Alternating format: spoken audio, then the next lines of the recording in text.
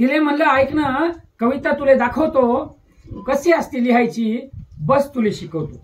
यमक असते, नियम असतात, निसर्ग असतो, वेदना असतात.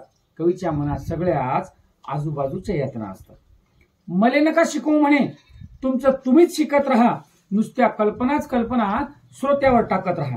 खबरदार म्हणलं माझ्या कवितेले काही म्हणशील तर, उगाच काही बाई तुया मनात काही आणशील तर.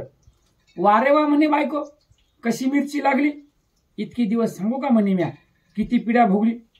कसाही करा स्वयंपाक तुम्ही, नाव कसे ठेवायचे, अंगावर आठवते का तुम्हाला वस्कन धावायचे.